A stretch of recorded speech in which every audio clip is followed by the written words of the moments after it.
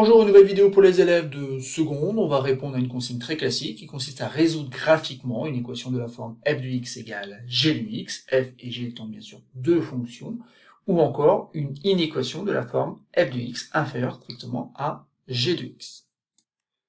Ici, dans ce repère, donc CF et CG sont les courbes représentatives donc, de deux fonctions f et g qui sont toutes les deux définies sur l'intervalle -4, 5. Et donc, encore une fois, il va falloir résoudre donc graphiquement l'équation f de x égale g de x ou encore l'inéquation f de x inférieure à g de x.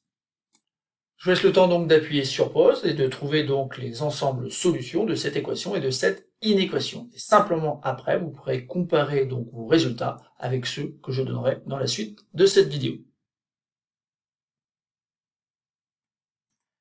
Passons maintenant à la correction de cet exercice et dans un premier temps, donc, il va falloir résoudre graphiquement cette équation f de x égale g de x. Mais il faut bien comprendre ce que ça veut dire. Ici, donc, on cherche tous les nombres x qui ont la même image par la fonction f et par la fonction g. Et ça, graphiquement, c'est très simple. Il suffit tout simplement de déterminer donc les points d'intersection des deux courbes représentatives.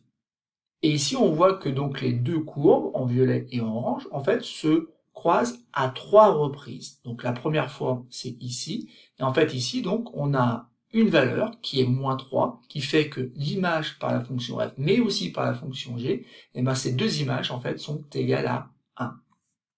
On a donc bien le fait que, donc, -3 vérifie cette égalité. -3 est un nombre solution pour cette équation.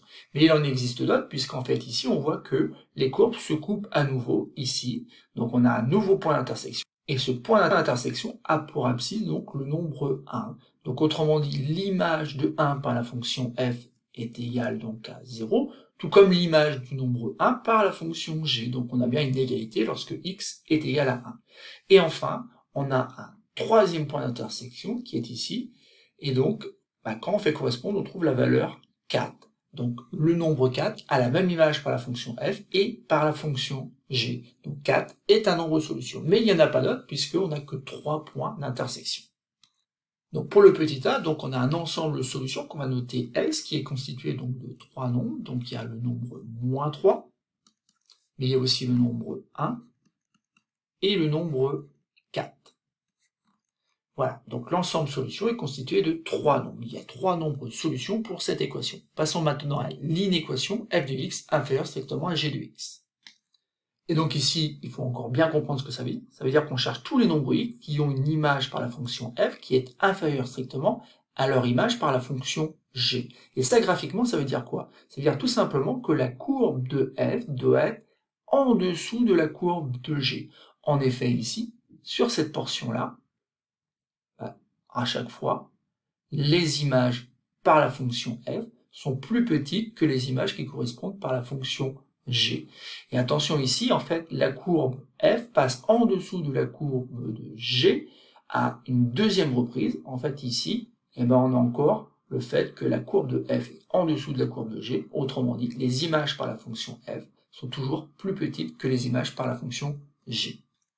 Donc tous ces points nous intéressent, mais ce qui nous intéresse surtout, ce sont leurs abscisses. Et leurs abscisses sont dans un intervalle qui va de -3 à 1, sauf qu'attention, ici on veut une inégalité stricte. Autrement dit, on veut que l'image par la fonction f soit strictement plus petite que l'image par la fonction g. C'est pour cela qu'on va devoir exclure ici le nombre -3.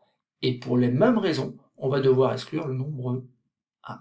En effet, pour ces nombres -3 et 1, on a vu qu'on avait une égalité. Or, on veut que f de x soit inférieur strictement à g de x. Et ensuite, ici, il y a un deuxième intervalle, un intervalle qui va de -4 à 5, puisqu'ensuite, après, au-delà de 5, donc les fonctions f ne sont plus définies. Et donc, que fait-on du nombre 4? Et le nombre 4, on va l'exclure pour les mêmes raisons que précédemment, c'est-à-dire que pour 4, on a une égalité, or nous, on veut que l'image par la fonction f soit strictement plus petite. Par contre, attention, pour 5, il n'y a pas de problème, l'image pour le nombre 5 par la fonction f est égale à -1, et son image au nombre 5 par la fonction g est égale à 0. Donc ici, on peut garder le nombre 5, on doit garder le nombre 5. Donc résumons.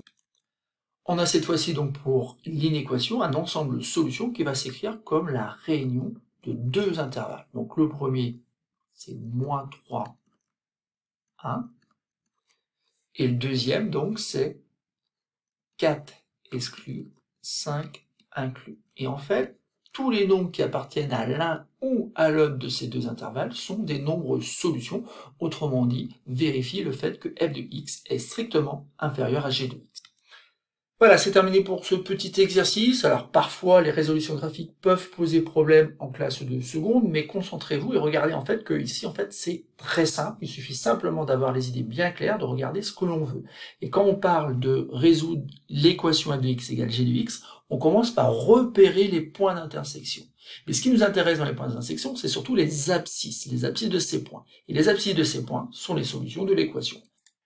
Pour résoudre l'inéquation f de x inférieure strictement à g de x, on commence donc par retrouver les points d'intersection si on ne les avait pas trouvés auparavant, et ensuite on regarde quand est-ce que la courbe de l'une passe au-dessus de la courbe de l'autre.